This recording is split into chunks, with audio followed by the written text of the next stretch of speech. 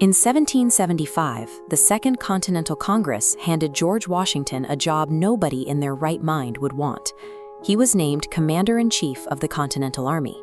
But that title sounded far more impressive than reality.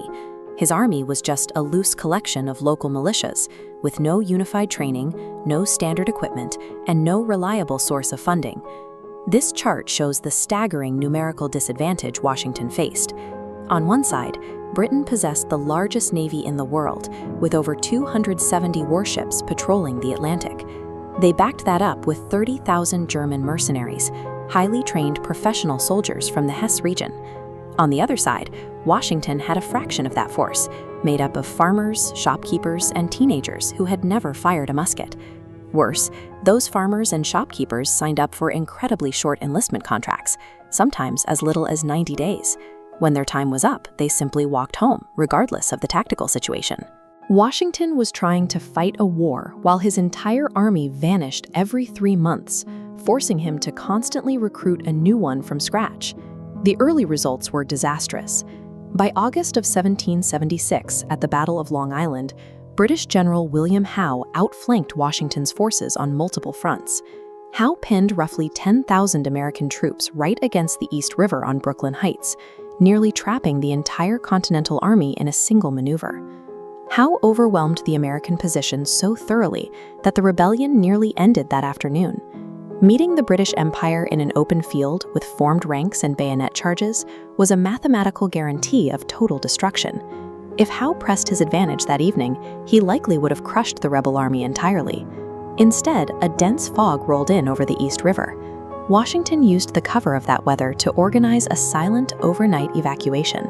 Using every flat-bottomed boat he could scrounge up, he ferried 9,000 soldiers, their horses, and all their artillery across the water to Manhattan. The entire operation took 9 hours. British sentries were positioned less than 600 yards from the embarkation point, but they never heard a thing. When the fog lifted, Howe realized his massive trap was completely empty. That retreat saved his troops from annihilation, and it provided Washington with a brutal reality check. He lacked the numbers, he lacked the training, and he lacked the supplies to beat the British in a straight fight. So he stopped trying to give them one. Military historians refer to what Washington did next as the Fabian strategy. The term comes from the Roman general Fabius Maximus, who managed to defeat Hannibal's Carthaginian army by explicitly refusing to engage it in pitched battles. Fabius understood that his enemy was incredibly dangerous in a direct fight, so he simply shadowed Hannibal's forces, harassed his foragers, and cut off his supply lines. He let time and distance inflict the real damage. This chart shows the competing timelines of the two armies. The downward trend line represents British resources. Every single day the conflict dragged out cost the crown millions of pounds sterling. Without a quick, decisive victory, domestic political support back in Parliament steadily eroded. On the other side, the flat, steady line represents the Continental Army. Washington didn't need to win massive engagements. As long as his army remained intact and in the field, the revolution stayed alive. Time was the one advantage Washington had that the British officers missed entirely. Britain had to deliver a knockout blow. Washington just had to not lose. So he retreated across New Jersey, and then he retreated through Pennsylvania, stretching the British supply lines further and further. The optics of constantly walking away were terrible. Within weeks, the Continental Army hemorrhaged soldiers who had signed up to fight, not to march backward. Loyalist newspapers in New York printed articles labeling Washington a coward, and British generals openly mocked him in their official dispatches back to London. But the constant retreating was serving a specific purpose. By giving up territory without a fight, Washington watched the British confidently spread their forces thin across a chain of isolated, highly vulnerable outposts throughout New Jersey. The British grew remarkably complacent. Believing the war was effectively winding down, General Howe returned to New York for the winter social season to throw elaborate parties. In Trenton, the Hessian commander felt so secure that when local loyalists handed him a note explicitly warning that Washington was on the move, he supposedly shoved it into his pocket, unread, and went back to playing cards. Washington allowed the greatest military force on the planet to convince themselves that he was an incompetent, defeated coward. He gave them exactly what they needed to drop their guard. On Christmas night, 1776, Washington finally stopped retreating.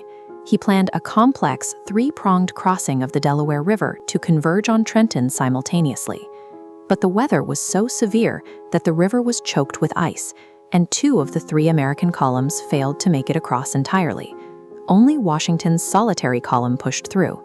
For 9 hours in the freezing darkness, 2,400 men fought the punishing river currents, while massive chunks of ice smashed violently against the wooden hulls of their flat-bottom boats. They didn't reach the New Jersey side until 3 in the morning. They were hours behind schedule, and the crucial window for a pre-dawn stealth attack was gone. Washington ordered the advance anyway. The men marched 9 miles through a driving blizzard of ice and sleet. Their shoes had worn through weeks ago, leaving many to march barefoot, leaving literal bloody footprints in the frozen road behind them.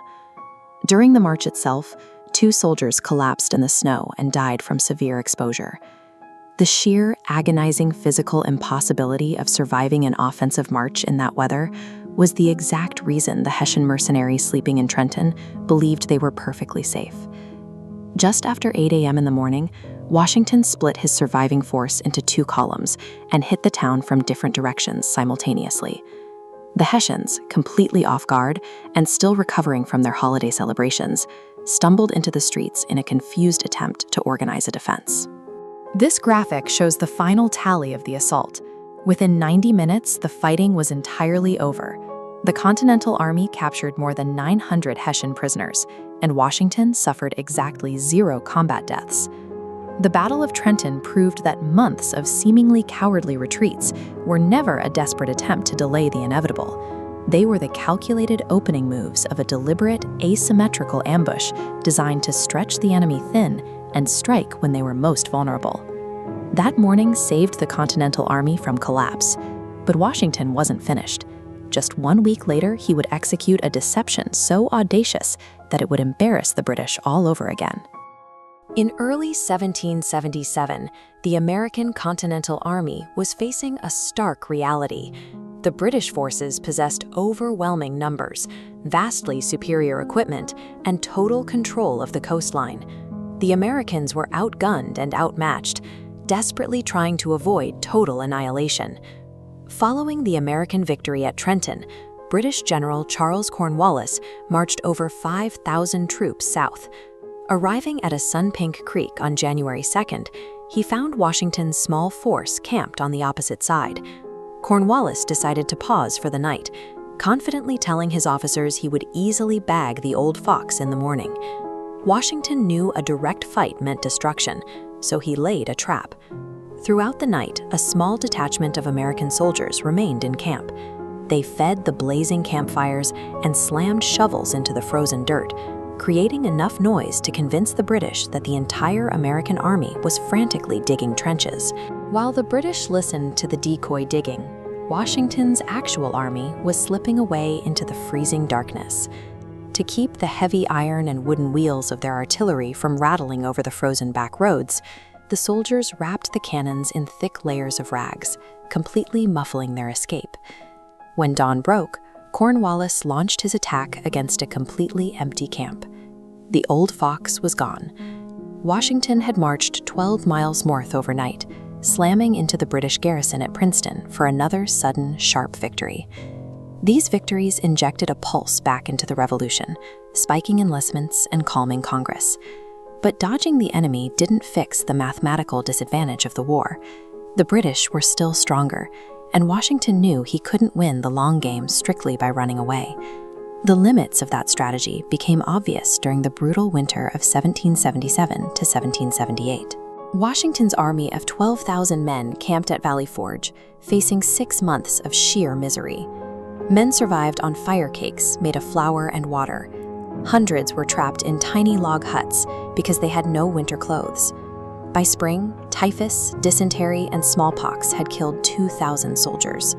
But that frozen crucible provided exactly what the army needed. A Prussian officer named Friedrich Wilhelm von Steuben arrived and stepped directly into the mud with the enlisted men.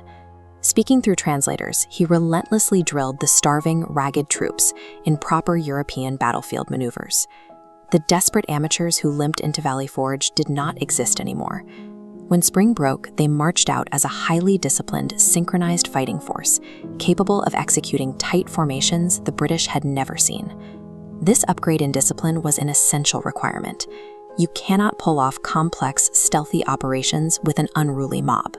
Washington now had an army that could follow exact orders, the essential hardware needed for his real strategy. While the army drilled, Washington was operating a second, entirely hidden front. He ran one of the most effective spy networks of the century with almost zero budget. His Culper Ring was a team of civilian amateurs operating deep behind British lines in occupied New York City. They gathered intelligence in plain sight. An operative named Robert Townsend ran a dry goods shop in Manhattan. He would simply socialize with careless British officers over drinks, quietly memorizing their military plans and troop movements as they talked openly around him. To move those secrets, they used visual cryptography. A courier named Anna Strong used her clothesline on Long Island Sound as a signal system. Hanging a black petticoat meant a new message was ready, while the specific number of handkerchiefs beside it directed the network to a numbered dead drop location. Washington took this raw intelligence and weaponized it. He flipped the script on the British, feeding them massive campaigns of disinformation. He planted forged letters discussing fake reinforcements, fabricated detailed supply orders, and built entire decoy encampments with completely empty tents. He forced a vastly superior military power to chase ghosts. The British expended enormous amounts of time, energy, and resources reacting to threats that existed solely on paper. This map shows the precise geography of the Chesapeake Bay and the Yorktown Peninsula. By the summer of 1781, British General Cornwallis had marched 7,500 troops right onto that small, vulnerable point of land to fortify his position and wait for the British fleet to resupply him. Washington saw a rare opportunity to trap him, but there was a massive geographic problem. He was 350 miles away, outside New York City. If he ordered his army to march south in the open, British General Henry Clinton in New York would instantly spot the movement and either attack Washington's exposed flank or rush reinforcements down to Cornwallis. Looking at this map of Manhattan and its surrounding waterways, you can see how heavily fortified the British defensive positions were. Washington's solution was to convince General Clinton with absolute certainty that these exact defenses in New York City were about to face an overwhelming assault. To sell the illusion, Washington ordered an enormous physical deception across the river in New Jersey. His men built sprawling fake camps featuring massive brick ovens designed to bake bread for thousands of phantom soldiers, and they constructed fleets of boats to simulate an amphibious crossing into Manhattan. Then came the informational warfare. Washington paraded conspicuous formations of French troops toward New York's outer defenses in broad daylight and deliberately leaked fake attack plans to known double agents. Convinced the attack was imminent, Clinton pulled all available soldiers tight into the city center and locked down. While the British braced for an invasion that was never going to happen, Washington and French General Rochambeau slipped away. They executed an incredibly fast march south, slamming the door shut on Cornwallis in Virginia before Clinton even realized the American army was gone. George Washington secured American independence by leveraging intelligence as effectively as infantry. The old fox had moved beyond simple survival, using 350 miles of false clues to dictate exactly where the British would fight their final battle. George Washington lost New York. He lost Philadelphia. In fact, he lost nearly every major conventional battle he fought against the British. The British Empire arrived in America equipped for a traditional European war. They intended to march in tight formations, capture major cities, and occupy territory until the colonial rebels simply gave up. But Washington refused to play by those rules. He turned weakness into a formal doctrine. He fed his enemies lies they completely believed, vanished when they tried to corner him, and weaponized the act of retreating to exhaust his pursuers. He understood that winning the war was never about holding ground. It was about making the British pay so dearly for every mile that their own people would eventually refuse to keep paying the bill. By 1781, Washington's intelligence network, a web of shopkeepers and farmers, had convinced British commander Henry Clinton that a massive American attack was coming straight for New York. But this historical map outlines where the troops were actually heading. Instead of attacking New York, Washington took a combined American and French force of over 17,000 men and sprinted south, passing through New Jersey, Pennsylvania, Delaware, and Maryland, straight into Virginia. Their target was a small tobacco port called Yorktown, where a British army under General Charles Cornwallis had set up camp. By the time Clinton finally realized the threat to New York was a complete fiction, the trap had already snapped shut, leaving Cornwallis totally isolated. Escape by sea was cut off first. French Admiral François-Joseph Paul de Grasse sailed 28 warships from the Caribbean directly into the Chesapeake Bay. When a British relief fleet of 19 ships finally arrived from New York, de Grasse sailed out and battered them so badly at the Battle of the Virginia Capes that the British retreated for repairs. Cornwallis was stranded. On land, Washington set up a semicircle of heavy artillery and began a relentless day and night bombardment. The noise never stopped, with cannon fire tearing into the British earthworks and smashing fortifications that had taken weeks to build. Looking at this historical siege map, you can clearly see these distinct zigzagging lines. French engineers directed the construction of these parallel trenches, allowing the Allied forces to safely creep their heavy guns right up to the British defenses. Inside Yorktown, conditions deteriorated fast. Disease spread through the cramped camp. Soldiers slipped away in the dark to desert. Cornwallis even ordered hundreds of horses slaughtered and thrown into the York River because he couldn't spare the feed. The British were outgunned, out of food, and out of ammunition. This methodical 3-week siege was designed to wear down their supplies and crush their will to keep fighting. To finish the job, the Allied forces needed to capture 2 key defensive positions, redoubts 9 and 10, which would bring their artillery to point-blank range. On the night of October 14th, they launched their assault. Washington ordered the advancing columns to attack with unloaded muskets. He needed absolute silence and speed, relying entirely on the element of surprise. French soldiers hit Redoubt 9, engaging in fierce hand-to-hand combat as they hacked their way through abatis, heavy, sharpened wooden stakes embedded right into the earthworks, before overwhelming the defenders. Meanwhile, a young colonel named Alexander Hamilton led the charge on Redoubt 10. His men scrambled up the earthen walls and took the entire position in under 10 minutes using only bayonets. 2 days later, Cornwallis tried one final gamble. Under the cover of darkness, he began evacuating his remaining troops across the York River in boats to break out to the north.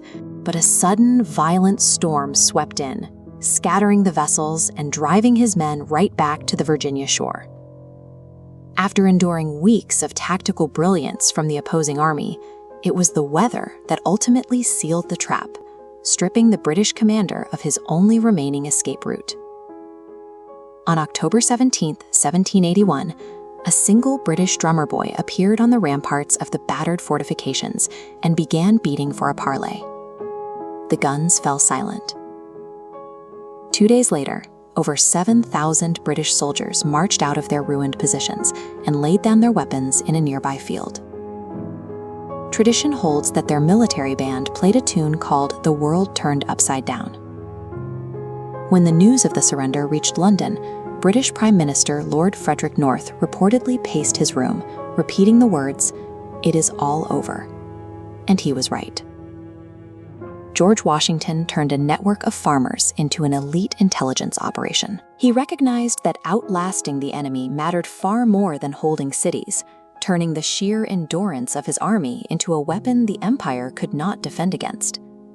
The British military crossed an ocean prepared to fight a conventional army. Instead, they spent years chasing a ghost who refused to stand still until the exact moment he slammed the door shut at Yorktown. If this opened your eyes to a side of the revolution you didn't learn in school, hit subscribe. We have more untold strategies and forgotten historical turning points heading your way every week.